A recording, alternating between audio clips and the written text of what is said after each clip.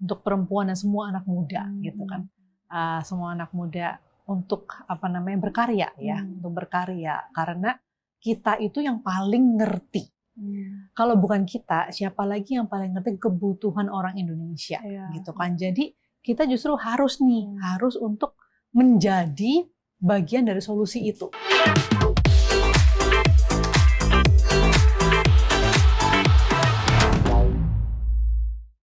Selamat datang kembali di Top Woman Talk bersama saya Syafina Nasyar. Kali ini narasumber saya datang dari industri teknologi yang perusahaannya itu saya bisa jamin kalau kamu Indonesia, orang Indonesia pasti tahu perusahaan ini, yaitu dari GoTo atau Gojek Tokopedia. Langsung saja kita sambut, ini dia Ibu Catherine Hindra Sucahyo, Vice President Director and Deputy CEO GoTo. Halo Bu Catherine. Halo Syaf. Terima kasih sudah menyempatkan waktunya. Saya baik. Bu Catherine gimana? Baik, thank you for having me. Yes.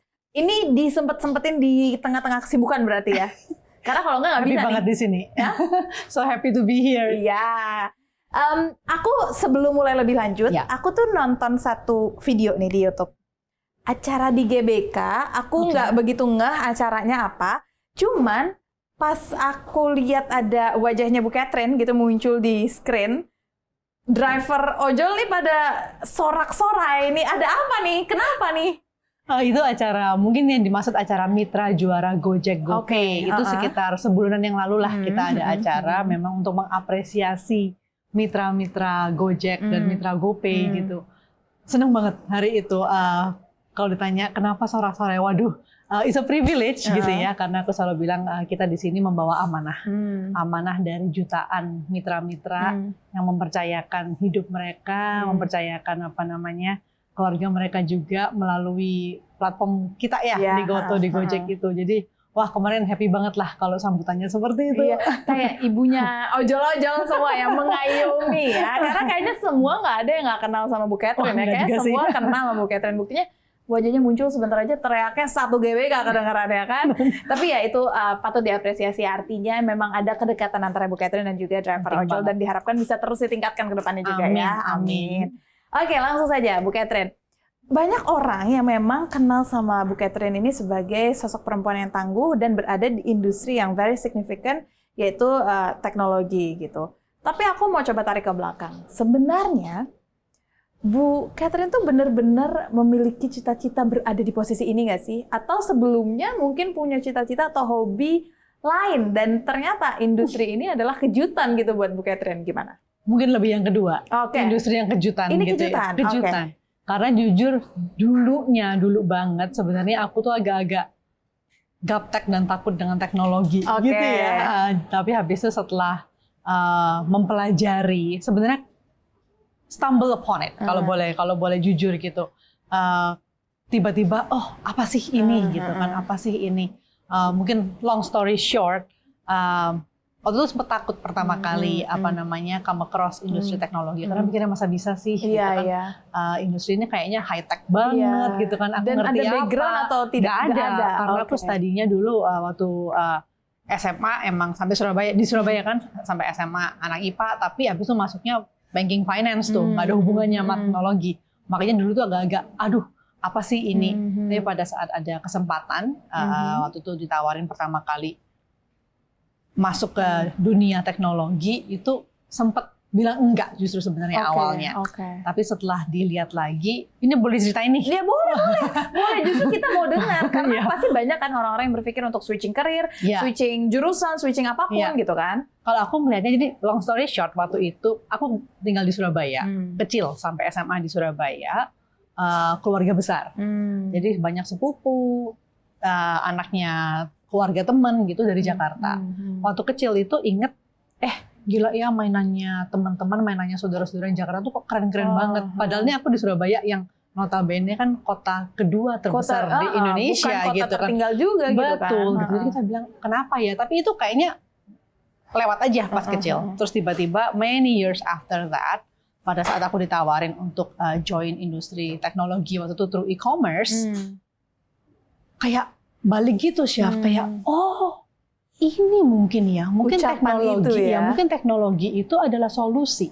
Teknologi itu adalah enabler Karena waktu pas dijelasin e-commerce itu apa sih? Nggak ngerti pertama kali pas di approach gitu kan.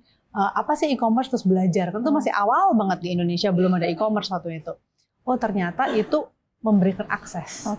Pada saat ada e-commerce platform itu, semua orang dimanapun di Indonesia bisa mendapatkan akses yang sama gitu kan, mendemokratisasi akses itu.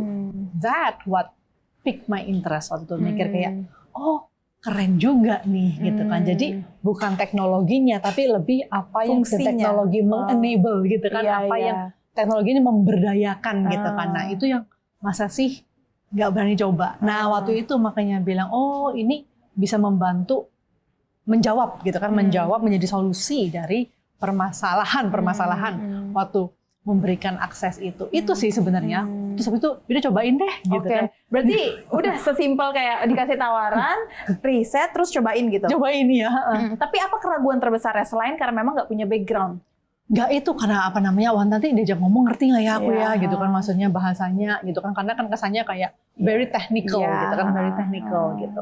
Of course ada keraguan-keraguan itu gitu. Dan cara ngatasinnya gimana sampai akhirnya jadi confident? I don't know if confident is the word, tapi apa namanya, kalau dari aku selalu mikir gini, ya udah cobain. Waktu itu juga masih jauh lebih muda daripada sekarang gitu ya. We have the benefit of the age, benefit apa namanya, spiritnya masih besar banget. Ya cobain aja gitu. What's the worst that can happen? Hanya waktu itu aku pertanyaan ke diri sendiri tuh, what's the worst that can happen sih Kat gitu kan. Kalau misalnya nggak cocok, you learn something, you're not gonna die gitu. You're not lying in the hospital bed waiting for your leg to be cut off gitu kan. Enggak. Tapi mencoba selama dengan waktu itu yaitu niatnya, bisa nggak sih ini solving issue untuk demokratisasi itu, gitu sih kurang lebih. Jadi goals-nya akhirnya dicari-cari gitu, biar hatinya tuh akhirnya klik gitu ya. Tapi perempuan di industri teknologi ini maksudnya nggak banyak gitu kan. Apakah memang perannya dilihat atau dianggap mungkin kurang relevan dengan perempuan, atau memang karena challenge-nya di industri ini tuh masih terlalu banyak untuk perempuan? Gimana Bu Catherine ngeliatnya? That is realitinya ya gitu. Kalau kita sih sangat lucky di GoTo. Di GoTo itu 40% perempuan. Itu pun masih nggak 50-50 ya. Unfortunately di technicalnya di bawah lebih sedikit gitu kan. Aku bilang sih bukan industri ini nggak memerlukan perempuan, justru perlu banget gitu. Kenapa perlu banget? Karena solusi apapun yang kita buat untuk konsumen itu kan pasti nyampur ya, perempuan, laki-laki, anak-anak, lebih apa namanya lebih berusia. Aku selalu percaya solusi yang kita bangun itu, kalau kita yang membangun solusi, mengerti benar-benar yang kebutuhan daripada yang pengguna yang kita carikan solusinya, itu kan lebih baik gitu kan. Jadi justru perlu nih representasi perempuan untuk membangun solusi itu. Sebenarnya nggak perempuan doang gitu kan, diverse socio-economic background, diverse age, dan lain sebagainya. Tapi mungkin kalau berangkat dari berkaca diri sendiri, mungkin juga ada gitu ya perempuan yang sebelum kayak aku dulu gitu kan, belum apa-apa, aduh kayak ini technical banget ya, kayak ini itu banget gitu kan, self-doubt, habis itu kayak bisa nggak ya gitu kan, ini kan isinya cowok semua gitu kan, isinya cowok semua, industri yang sangat-sangat cowok banget lah gitu kan, maksudnya awal-awalnya. Berarti gitu. Sebenarnya industri ini tuh perlu perempuan. 1000%. Tapi banyak orang memiliki self doubt itu gitu. Maybe ya, kalau aku berangkat dari aku sendiri gitu dulu gitu. Nah, berangkat dari Bu Catherine sendiri. Apa yang Ibu Catherine lakuin untuk ngatasin self doubt itu? Dan sekarang kita tuh punya sebutannya gitu, imposter syndrome gitu kan. We know that we actually able to do that, tapi somehow kita self doubtnya terlalu besar. Gitu, jadinya imposter syndrome gitu kan sebutannya. Gimana cara address-nya sih biar ini tuh nggak terlalu terjadi berlarut-larut gitu? Sebenarnya interesting gini, apa namanya, satu hal. Semua orang pasti punya self doubt gitu ya. Se-confident-confidentnya orang itu, aku pertama berangkat dari menyadari kalau pasti adalah nggak pede-nya atau apa gitu kan. Jadi pada saat kita bilang I'm not alone gitu kan, aku nggak sendiri gitu. Itu satu, jadi apa namanya, kita nggak merasa terisolasi. Kalau aku melihatnya ya, gitu kan. Karena sering ngobrol, tiap kali ngobrol, gue juga gitu kan. Mereka kan selalu mikir, kayaknya aku doang nih kayak gitu. Tapi mencari that support system, buat aku ya paling nggak pribadi itu sangat-sangat berguna gitu. Mencari support system untuk kita pada saat lagi self doubt, pada saat lagi ragu-ragu, you have some group gitu kan, yang bisa kasih afirmasi positif. Iya, dan bisa diajak ngobrol gitu kan, karena to tell you that you're not alone gitu kan. Itu I think very very important. Karena kan yang namanya kerjaan hidup nggak mungkin setiap hari itu happy gitu kan, nggak mungkin setiap hari semuanya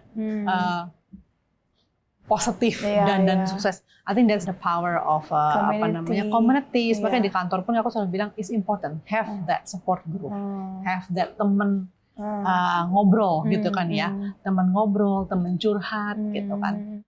What if kalau misalkan memang tipikalnya dia anak rantau, ini kan hal baru ya mau dia coba, tapi self doubt-nya udah gede banget dan dia anak rantau, bukannya dia nggak punya community atau support system, belum punya dan family-nya mungkin terlalu jauh juga dari mereka. Apa sih yang bisa dia lakuin ya untuk ngatasin self doubt ini? Karena kadang self doubt itu kan suara doang sebenarnya ya, nggak ada wujudnya loh.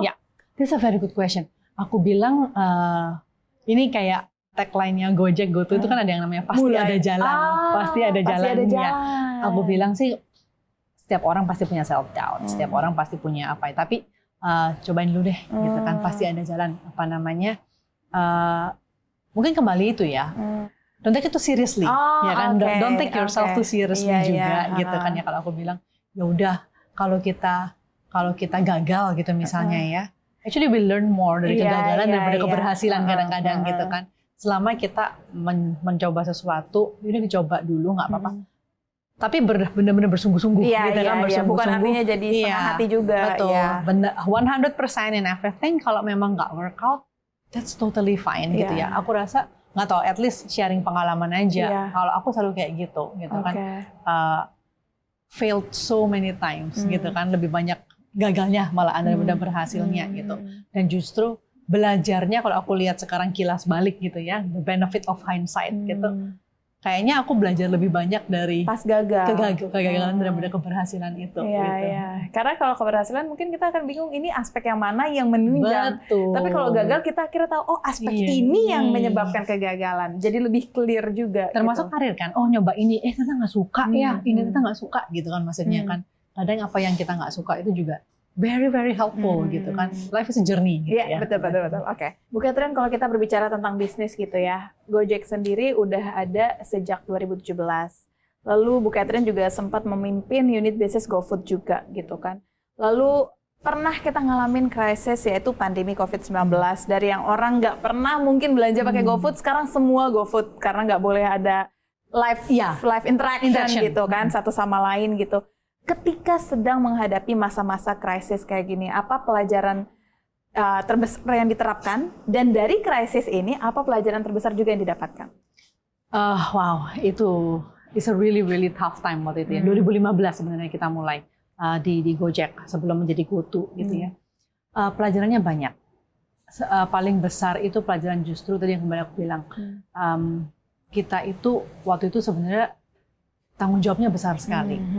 Semua orang kebanyakan nggak boleh keluar rumah, tapi mitra driver Gojek itu sebagai essential worker gitu kan. Tapi sebenarnya deg-degan Syaf waktu itu, karena mereka keluar. Padahal semua orang stay di rumah, mitra-mitra ini yang ujung tombak keluar. Jadi buat kita waktu itu tanggung jawab ya, tanggung jawab bagaimana kita pastikan mitra-mitra ini yang keluar aman, gitu kan. Karena mereka juga punya keluarga sendiri, mereka juga punya itu kan maksudnya sama dengan mitra-mitra UMKM yang apa namanya GoFood dan segala macam gitu kan. Nah karena kan kalau mitra-mitra ini mereka nggak kerja, they need to work gitu kan untuk pendapatan mereka. Gitu. Dan apa rantainya panjang, mereka nggak kerja, UMKM yang berpengaruh, yang di rumah yang nunggu makanan juga susah gitu kan. Mana-mana sih. Itu kan rantainya besar sekali. Setiap orang punya keluarganya, UMKM punya pegawainya, dikali keluarganya gitu kan. Jadi itu pertama itu bulan-bulan awal itu kita juga harus mikir ini gimana ya gitu. Kita merasa ya memang ini kembali lagi amanah tugas kita. What can we do? Waktu itu kita bekerja sama dengan banyak pihak-pihak dengan pemerintah gitu kan, dengan private sector yang lain juga itu untuk kerjasama gitu. Jadi waktu itu kita bilang ya udah, dan itu kan unprecedented ya. Kalau dipikir-pikir nggak tahu, nggak ada tuh namanya SOP COVID kan nggak ada waktu itu kayak itu gimana? Itu kita benar-benar tiap hari itu daily cadence-nya itu oke, ini dirubah, ini belajar ini gini gitu. Ini yang aku bilang kita sangat-sangat beruntung karena ini pada saat itu the ecosystem comes together as one group. Drivernya juga bilang, ya kita memang harus kerja, tetap masih harus kerja gitu kan. Bagaimana melindungi mereka gitu. Follow itu kita ada basis waktu itu, mereka harus datang, dibersihin setiap apa namanya berkala, mereka datang, masker apa. Waktu itu kan juga cari masker susah banget, hand sanitizer. Di restoran tuh kita kirimin printout kaki gitu kan yang di print. Berdirinya 1 meter 1 meter gitu kan. Itu kan semua sambil jalan, sambil belajar, sambil berdoa. Semoga semua aman-aman dan itu gitu ya. Jadi itu mengajarkan kita waktu itu kalau benar-benar aku pribadi dan di organisasi ya. Itu kayak tiba-tiba nih ada tanggung jawab baru gitu kan. Tapi when we come together as a group, we rise together, semua pakai hati gitu ya. Maksudnya mereka sama-sama, yaudah kita itu luar biasa sih. Mungkin di situ bonding time-nya gitu ya, benar-benar apa namanya, wah itu kalau ingat itu bisa apa namanya, nangis ya, bisa terharu banget gitu, karena itu luar biasa. Tapi nggak mudah loh ngadapin krisis dengan akhirnya mengingat main goal-nya, what can we do? Itu kan artinya mengingat main goal-nya gitu. Gimana caranya biar mungkin ladies di luar sana juga akhirnya memiliki semangat itu gitu ketika ada krisis, either dengan dirinya sendiri, dengan perusahaannya dia, dengan usahanya dia ingat lagi aim-nya dia tuh apa tuh, gimana caranya? I think I will be lying, bohong kalau aku bilang it comes naturally to me, karena sering banget aku tuh kayak juga terperangkap kayak rabbit hole gitu kan, aduh gitu kan, gimana sih ini gitu kan. Tapi kalau buat aku sharing lagi ini pribadi gitu ya, what's always helpful itu step back gitu kan. Jadi kalau malam gitu udah bisa by yourself sendiri gitu kan. Kadang-kadang inget aja gitu kan, kita ini buat apa sih gitu ya, ini kita buat apa. Bukan bermaksud apa nih kalau boleh sharing gitu ya, buat aku udah 8 tahun aku di Gojek Kuto gitu ya, it's a privilege gitu, it's a privilege. Banyak banget plus minusnya, banyak banget kesalahan yang aku pribadi juga lakuin yang harus terus memperbaiki. Tapi kembali lagi kalau tanya gitu kan, apa sih yang mengingatkan kita? Satu sih, kita tuh bekerja kan cuman bukan buat bekerja gitu. I think we are very lucky di semua lah. Aku bilang kayak even media. There is something bigger than us gitu kan. Kita membawa apa sih gitu kan. Pada saat dibalikin, dibalikin something bigger than us and we are part of it gitu kan, and we are doing our best. Itu aku rasa put things in perspective, gitu, put things in perspective. Meskipun berhari-harinya kadang-kadang berdarah-darah juga, gitu kan, pasti ada, gitu. Iya. Jadi ingat value, value yang lebih dari diri kita sendiri itu akhirnya. Dan meditate artinya malam-malam tuh, ketika ada krisis nggak tahu ya meditate apa enggak? Karena take your time yourself gitu kan sendiri untuk memenuhi, gimana ya bahasanya? Untuk fokus aja dulu gitu sama diri sendiri ya kan, ya somehow it's meditate, mungkin nggak meditate juga gitu kan. Tapi ada nggak kayak sosok perempuan yang memang inspire you the most gitu di industri ini, dalam atau katakanlah dalam karir atau dalam kepemimpinan gitu?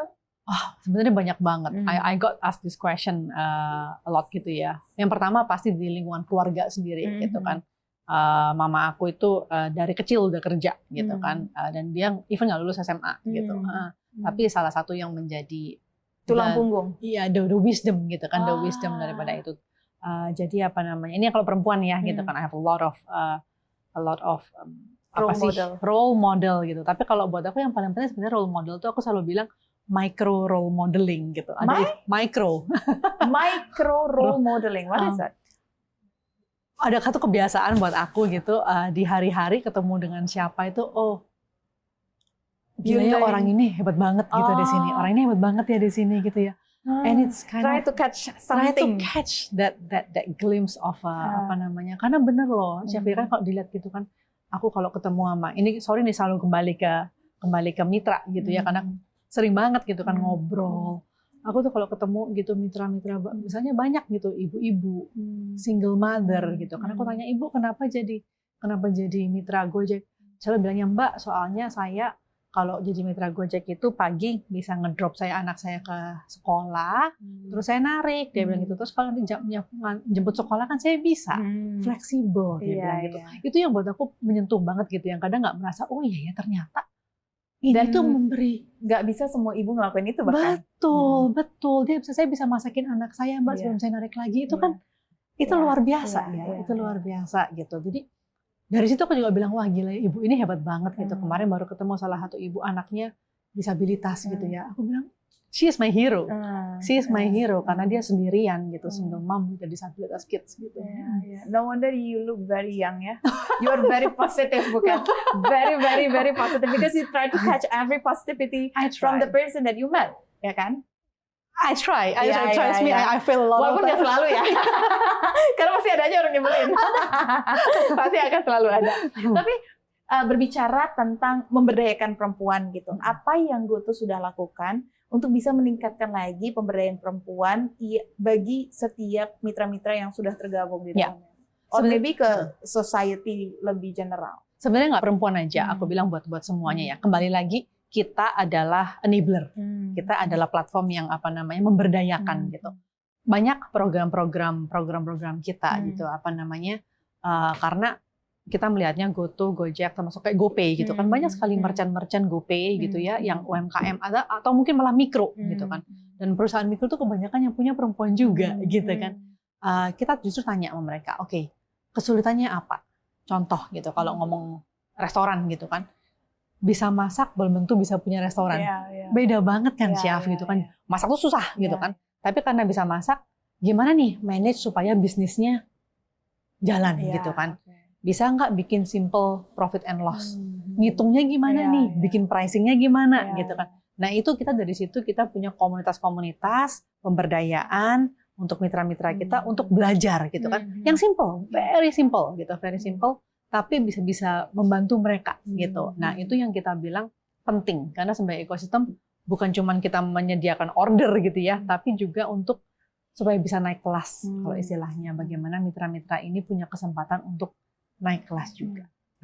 Kalau misalkan harus Bu Catherine ini memberikan satu tantangan personal gitu ya untuk para perempuan agar bisa elevate pertumbuhan karir mereka, apa tantangan yang mau dikasih? Get out of your comfort zone. Karena kalau susah banget. Lawannya bukan lagi orang insecurity, anxiety, ketakutan. Kita itu momok yang paling gede. Orang Jawa ya kalau ngomong momok. Apa ya bahasa Indonesianya? Stereotype. Betul, tapi aku ngerti momok kok.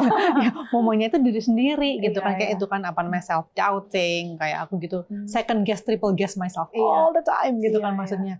Kalau di ruangan gitu mau ngomong mikir dulu gitu kan. Aduh, nanti dikira bego nggak ya? Gitu kan maksudnya kan. Salah nggak yang ngomong ya gitu kan. It's every day. For me every day gitu. Tapi untuk berani itu pertama mungkin challenge-nya itu get out of your comfort zone. Get out of your comfort zone. Pasti bisa. Pasti bisa. Dan menurutku get out from comfort zone nggak harus langsung kayak loncat tinggi, enggak. Bisa jadi small thing ya. Small things. Misalnya di meeting gitu kan, aduh selalu takut ngomong itu dulu deh gitu kan. Sehari satu gitu kan, sehari satu gitu coba ngomong gitu. Dicatat. Biasanya kan ada yang gitu, kalau ditulis lebih terstruktur, nah itu baru make a small win every day, ya nggak sih? Jadi satu. Jadi kebiasaan. Nanti kalau kita tulis, kita baca lagi, oh ternyata banyak achievement kita dalam satu hari, itu bisa dilakukan. Karena waktu kita sudah mau habis, Bu Catherine, nggak berasa ya. Mungkin aku mau tahu juga apa mimpi untuk membangun Indonesia melalui GoTo sebagai perusahaan asli negara, aset negara. Dalam banget nih pertanyaannya dan it really close to my heart gitu kan. Kita selalu bilang kita karya anak bangsa yang berjuang untuk Indonesia gitu. Itu tagline-nya kesannya tagline tapi it's a privilege tapi juga a lot of tanggung jawab gitu ya. Kalau buat aku tuh mungkin message-nya untuk perempuan dan semua anak muda gitu kan, semua anak muda untuk berkarya ya, untuk berkarya karena kita itu yang paling ngerti. Kalau bukan kita, siapa lagi yang paling ngerti kebutuhan orang Indonesia gitu kan? Jadi kita justru harus harus untuk menjadi bagian dari solusi itu. Bisa menjadi solusinya gitu. Kenapa? Karena kita paling ngerti, masa orang lain ngerti rumah kita? Nggak mungkin dong. Kita lebih ngerti rumah kita sendiri. Gitu. Jadi ini yang pengen banget di Gotoh itu sebagai kita juga grooming local talent gitu kan, untuk bisa semuanya naik kelas gitu kan. Indonesia menjadi world class of the technology inovasi ini. Terima kasih ya Bu Catherine. Semoga terus menginspirasi banyak orang. Gak cuma saya yang di sini jadi interviewer juga terinspirasi, tapi semua teman-teman ladies, teman-teman dari Top Women Talk juga bisa terinspirasi. Thank you so much Bu Catherine. Sehat dan cantik terus ya.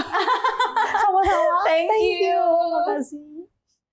Ya, itu dia tadi diskusi saya bersama dengan Ibu Catherine selaku Vice President Director dan Deputy CEO dari Gotoh. Kita ketemu lagi di Top Women Talk berikutnya. Sampai jumpa ladies.